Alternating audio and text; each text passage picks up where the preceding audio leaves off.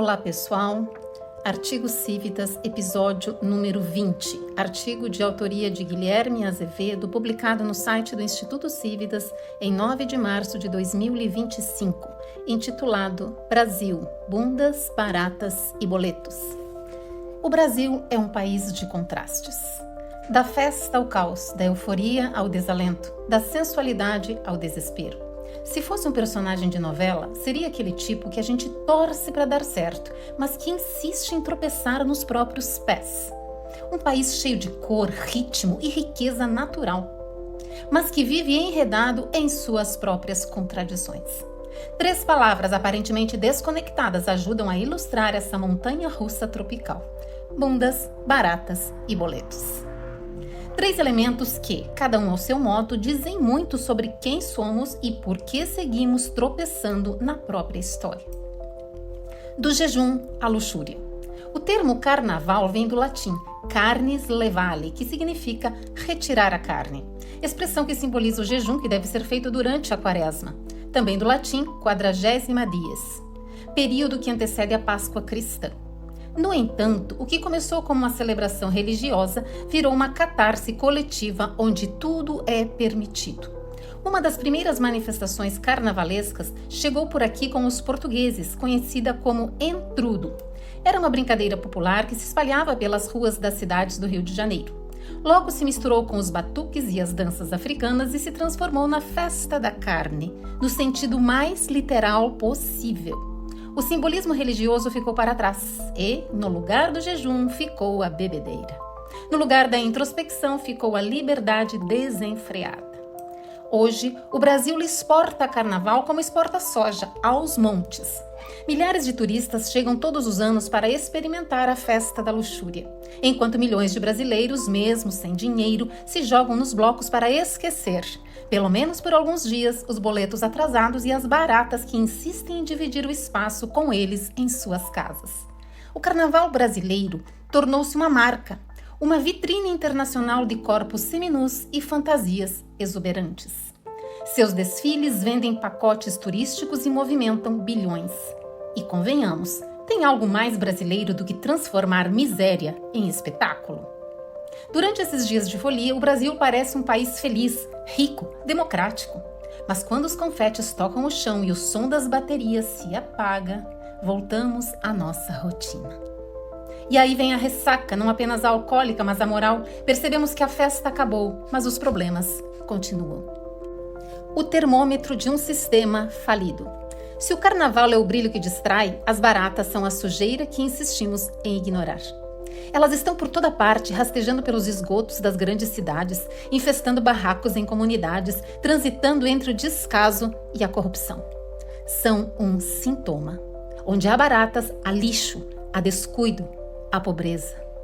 Quem nunca viu uma barata correndo pelo chão de um boteco ou passeando despreocupada pelo banheiro da casa de um amigo? Elas são onipresentes porque encontram no Brasil um habitat perfeito. Lixo, esgoto a céu aberto e um sistema de saneamento que parece saído do século XIX. O Brasil encerrou 2024 como a 10ª maior economia do mundo, mas ainda convive com estatísticas vergonhosas. 35 milhões de pessoas sem acesso à água tratada e 100 milhões sem coleta de esgoto. Isso significa que metade do esgoto do país vai direto para os rios, contaminando tudo pelo caminho, o que equivale a mais de 5,3 mil piscinas olímpicas de esgoto in natura sendo despejadas diariamente na natureza. Fossas abertas, crianças brincando em valões de esgoto e baratas servindo como termômetro de um sistema falido, condenando milhões a doenças que poderiam ser evitadas. O pior é que essa realidade não choca mais. Como baratas que se acostumam à escuridão, nos tornamos insensíveis ao absurdo, acreditando que é assim mesmo. Mas a falta de saneamento não é apenas um problema de saúde pública. É um mecanismo de perpetuação da miséria. Quem cresce pisando na lama tem menos chances de escapar do ciclo da pobreza. Países que investiram pesadamente em saneamento viram melhorias na educação, na produtividade e na economia. Um estudo da Universidade de Harvard, realizado em Bangladesh, indicou que a falta de saneamento básico pode afetar o desenvolvimento do cérebro infantil. Resultados preliminares sugerem que doenças inflamatórias, como os patógenos do intestino, são os que têm maior impacto na atividade cerebral.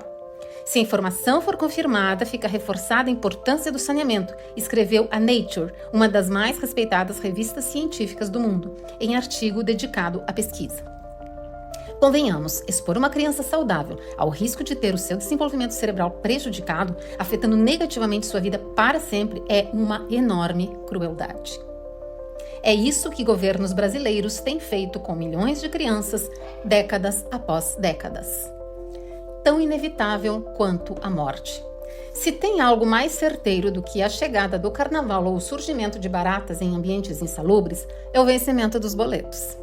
Eles chegam sem dó nem piedade todo santo mês, cobrando pelo direito básico de existir. O brasileiro médio trabalha, ganha pouco e vê o seu dinheiro evaporar entre aluguel, mercado e contas básicas.